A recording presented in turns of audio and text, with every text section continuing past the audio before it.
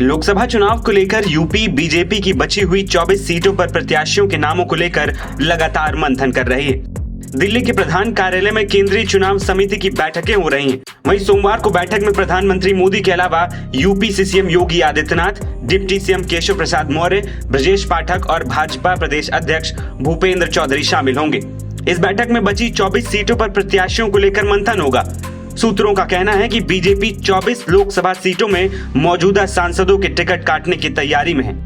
आपको बता दें कि प्रत्याशियों की पहली सूची में बीजेपी ने 51 उम्मीदवारों की लिस्ट जारी की थी, जिसमें कई अहम सीटों पर प्रत्याशियों का ऐलान नहीं किया गया था। 80 सीटों में से बीजेपी 5 लोकसभा सीटें सहयोगी दलों को दे दी है। इनमें 2 अपना दल एस और 2 रालोद को, तो वहीं 1 सीट सुभासपा को दी गई।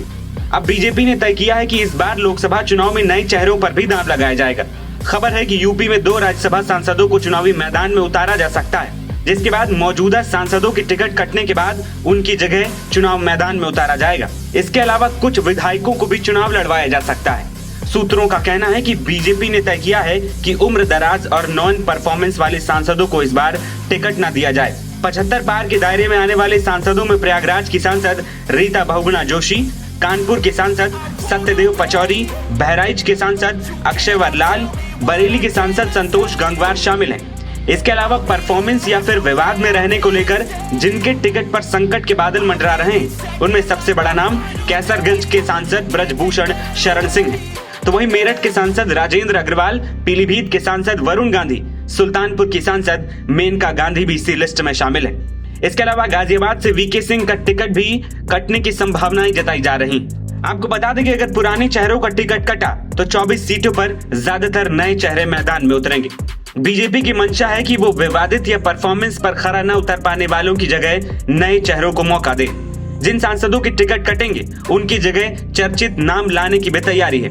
इनमें गाजियाबाद से राज्यसभा सांसद अरुण सिंह को चुनावी मैदान में उतारा जा सकता है। वहीं मेरठ से कवि कुमार विश्वास या फिर राम की भूमिका निभाने वाले अभिनेता अरुण गोविल का नाम भी चर्चा में है। कैसरगंज से ब्रजभूषण की जगह उनके बेटे प्रतीक भूषण को टिकट भी दिया जा सकता है। कानपुर से पूर्व deputy CM doctor Dinesh Sharma का नाम चर्चा में है। तो रायबरेली से राज्यसभा चुनाव में बीजेपी को वोट देने वाले सपा विधायक मनोज पांडे को टिकट दिया जा सकता है। सुल्तानपुर में भी नया चेहरा लाया जाएगा।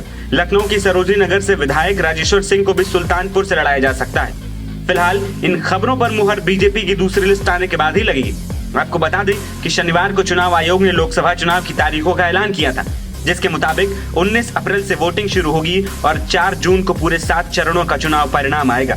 वहीं चुनाव की तारीखों का ऐलान होते ही सभी दल और जोर लगाकर चुनाव की तैयारियों में जुट गए। एनबीटी ऑनलाइन की रिपोर्ट।